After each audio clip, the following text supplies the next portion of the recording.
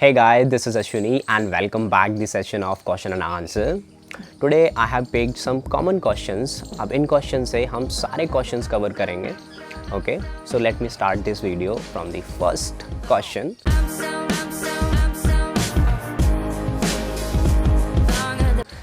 The first question is from Anish. That is, he's saying, "Hello sir. First of all, thank you for sharing experience. I'm going to join CTS as PAT. I want to make my career in data scientist and currently preparing for data analyst. Because I think the data analyst will be easier to get access to data sciences. And now the question is to you, in conclusion, what type of domain I should choose to fulfill my career path?" Okay, yeah, I got your question and I think I can answer this easily because I have worked on data engineer or data analyst, whatever you say. Okay, तो first अनिश हम decide करते हैं कि हमें skills क्या चाहिए इसके लिए. जो हमें कुछ कॉमन स्किल्स चाहिए वो अभी इधर या इधर कहीं डिस्प्ले हो जाएंगी. ठीक है, अब इनमें से कुछ कॉमन स्किल्स हैं उसके बारे में हम बात कर लेते हैं. फिर हम बात करेंगे कि आप कैसे पहुंचोगे डाटा साइंटिस्ट तक. ठीक है, अब फिर वो आप किसी भी कंपनी में हो, CTS, विप्रो, इन्फोसिस, किसी भी MNC में हो या किसी और कंपनी में हो. देखो, पहले इसमें से जो पहली ही स्किल्स है जो है एसक्यूएल. ठीक है, अब इसको हम पढ़ते हैं अपने कॉलेज टाइम पे. आजकल तो 12th 11th में भी स्टार्ट हो गई है.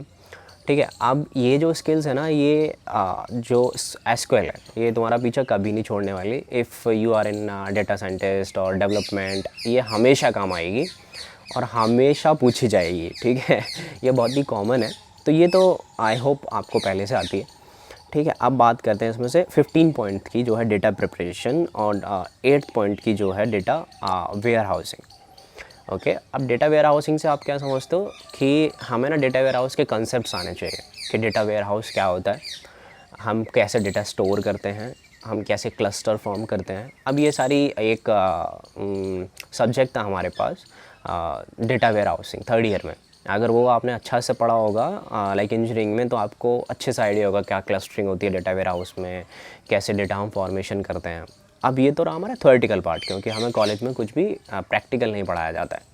ठीक है, अब हम बात करते हैं प्रैक्टिकल इम्प्लीमेंटेशन की कि ये होगा कैसे. तो यहाँ पे आता है डेटा प्रिपरेशन. अब डेटा प्रिपरेशन से हम क्या समझते हैं कि मेरे पास ETL आपने सुना होगा, एक डोमेन है. अब वो कॉग्निजेंट में भी है, बट वो आपको एक साथ कुछ ETL का मतलब ETL दे देंगे लेकिन विजुअलाइजेशन नहीं देंगे. तो इसमें एक पॉइंट है डेटा विजुअलाइजेशन का. हाँ, 5th पॉइंट है डेटा विजुअलाइजेशन. ठीक है, अब यहाँ से समझते हैं ये दो चीज़ें डेटा साइंटिस्ट की तरफ जाने के लिए मुझे बहुत हेल्प करती हैं. कैसे? देखो, डेटा वेयर हाउसिंग के कंसेप्ट मुझे आते हैं जैसे कि इस स्किल्स में है. अब बात आती है डेटा प्रिपरेशन की. ठीक है, तो वहाँ पे क्या काम आता है ETL. अब मैं जावा से हूँ तो वहाँ बैच प्रोसेसिंग काम आती है. अगर मैं ETL से हूँ तो मैं इन्फॉर्मेटिका काम आता है. अब इनका क्या काम है? Extract, transfer and load.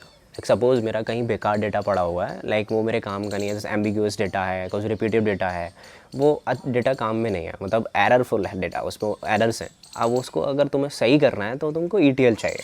ठीक है, कोई टूल चाहिए या बैच चाहिए, उसको तुम एक्सट्रैक्ट करोगे उस पर्टिकुलर रिसोर्स से, हम ट्रांसफ़र करेंगे या लोड कर देंगे. परफेक्ट, ये बात होती है हमारी ETL की. अब डेटा जब हम स्टोर कर देंगे तो ऑब्वियसली वो वैल्यूबल डेटा हो जाएगा, राइट. अब इसके बाद तुम्हें विजुलाइज़ करना है डेटा को. अब उसके लिए हम यूज़ करते हैं टैबलो. ठीक है, अब ये मुझे क्यों पता है? बिकॉज इन पे मेरी ट्रेनिंग हुई है, मैंने काम किया. अब विजुलाइज़ हम डेटा करेंगे तो आपने एक मैं लेमन टर्म में समझाऊँ तो कहीं जैसे वीडियोस में या किसी की PPTs वगैरह में फ्लो चार्ट्स वगैरह देखे ना, जैसे राउंड सर्कल आता है, मैं कहीं इधर अटैच कर दूंगा, वो दिख जाएगा. राउंड सर्कल आता है और जैसे वो आते हैं ग्राफ्स वगैरह आते हैं, तो उनमें दिखाते हैं कि इतने % ये यहाँ यूज़ हो रहा है, इतने % यूज़ हो रहा है. ठीक है, तो वो होता है डेटा विजुअलाइजेशन. तो वो टैबलो वगैरह की हेल्प से होता है. अब ऐसा नहीं है कि हम टैबलो में उस डेटा को विजुअलाइज़ करने के लिए हम लॉजिक नहीं लिखते हैं उसमें भी लॉजिक. तो इसीलिए यहाँ पे वो बताया गया है कि बेसिक डोमेन की नॉलेज होनी चाहिए, तुम्हें R आनी चाहिए, पाइथन आनी चाहिए.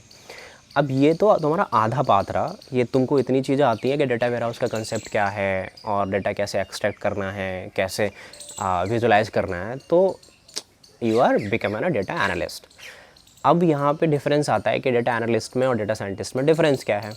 देखो, डेटा एनालिस्ट जो होता है वो पहले से प्री डिफाइंड क्वेश्चंस में काम करता है, वो कि ये डेटा है तो क्या होगा. ठीक है। अगर मैं पूछ रहा हूँ डेटा एनालिस्ट से तो वो ऐसे काम करेगा कि पहले से उसके पास क्वेश्चंस हैं, वो लेके आता है डेटा, उसको एक्सट्रैक्ट करता है, उसको एनालाइज करता है पहले क्वेश्चन के हिसाब से, ठीक है। और डेटा साइंटिस्ट क्या करता है, वो लोग क्वेश्चंस बनाते हैं कि अगर ऐसा होगा इन फ्यूचर तो क्या होगा। अब यहाँ पे हमारे दिमाग में जब मशीन लर्निंग आ जाती है तो कई सारी एल्गोरिथम आ जाती है, न्यूरल नेटवर्क आ जाता है, तो वो सारी चीज़ें ऑब्वियसली यूज़ होती हैं। बट जहाँ तक आप कर रहे हो बहुत अच्छा कर रहे हो। हम पहले एक स्टेप लेंगे, फिर उससे दूसरे स्टेप पे चलें, बेबी स्टेप्स। तो यू आर गोइंग गुड। अब बात आती है डोमेन की। तो कॉग्निजेंट में एक डोमेन है डेटा वेयर हाउस, ओके। अब वो डोमेन 2 पार्ट्स में डिवाइडेड है। पहला extract, transfer, load, ETL, and दूसरा विजुअलाइजेशन। अब वो तुम्हें दोनों एक साथ नहीं देंगे, तो I will give you the suggestion क्या करना है। किसी डेटा विजुअलाइजेशन वाले से जाके बात करो, मतलब उससे थोड़ी सी कम्युनिकेशन बढ़ाओ, और हो सके तो मतलब अपना रूममेट ही रख लो क्योंकि मेरा रूममेट था डेटा विजुअलाइजेशन वाला, ठीक है। वो मेरा दोस्त था, मतलब हम एक साथ ही ज्वाइन किए थे। तो आप जाओ और थोड़ी सी बात करो जो डेटा विजुअलाइजेशन वाला है, उससे सीखने की कोशिश करो, और फिर कोई कोर्स कर लो डेटा विजुअलाइजेशन का, तो आपको एक आइडिया हो जाएगा कि हाँ क्या यूज़ हो रहा है कंपनी में और मैं क्या यूज़ कर रहा हूँ। That's all simple. उसके बाद डेटा साइंटिस्ट पे तुम स्विच मार लेना कुछ दिन काम करके। आई hope I give your answer, okay. अब हम चलते हैं अपने सेकंड क्वेश्चन की तरफ। तो मेरा सेकंड क्वेश्चन है जेके की तरफ से। ये बोल रहे हैं, sir please explain the formalities required to switch a company says Cognizant, okay, as an experience person as well as someone who just did internship and training, okay. JK, अब देखो अगर आप पहले से काम कर रहे हो कॉग्निजेंट में, अगर आपको 1 साल का 1.5 साल का एक्सपीरियंस है, अब यही एक सेम क्वेश्चन कल लिंक्डइन पे पूछा था। देखो 1 साल वाले के लिए ना थोड़ा डिफ़िकल्ट रहता है। मेरे को भी जब 1 साल का एक्सपीरियंस था, मैं स्विच कर रहा था, तो जॉब अपॉर्चुनिटी बहुत कम मिलती है कि जस्ट लाइक आप एक फ्रेशर के बराबर होते हो। और जो एक बार उनसे पूछो, मतलब जिनका प्लेसमेंट कॉलेज में नहीं होता है, बहुत डिफ़िकल्टी होती है बाहर जाके। लोग बोल देते हैं बहुत सारी अपॉर्चुनिटीज़ हैं, हाँ हैं अपॉर्चुनिटीज़, बट वो अपॉर्चुनिटी देगा कौन, आपको सर्च करनी पड़ेगी। और अपॉर्चुनिटी के लिए या जॉब के लिए ना बहुत सारी चीज़ें मायने रखती हैं, तुम्हारे लक से लेके तुम्हारे स्किल्स तक। ऐसे नहीं होता कि आप कहीं भी जाओ मुँह उठा के और जॉब मिल जाएगी, राइट। तो ये मैं आपसे नहीं बोल रहा हूँ, ठीक है, मुँह उठा के, I do not take it in a wrong way, okay. तो अब ये चीज़ यहाँ पे आती है कि आप सपोज़ आपको 1 साल का 6 महीने का जितना भी एक्सपीरियंस है, मैं कंसिडर करके चलता हूँ एक्सपीरियंस, ओके।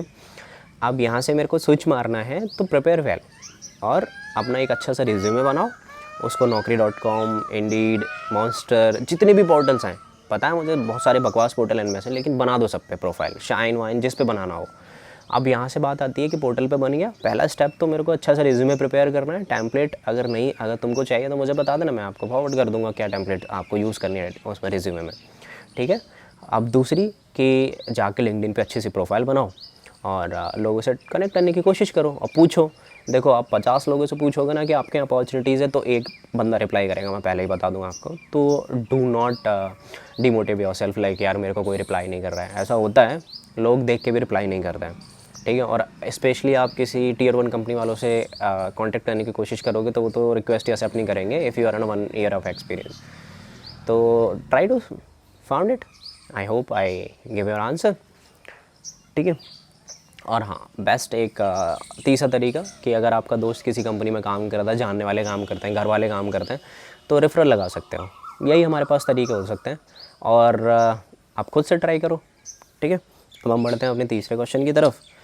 अब हमारा तीसरा क्वेश्चन है, ये निहारिका की तरफ से है। Hello Ashwini, it is better to take Cognizant integrated higher education, is it helpful?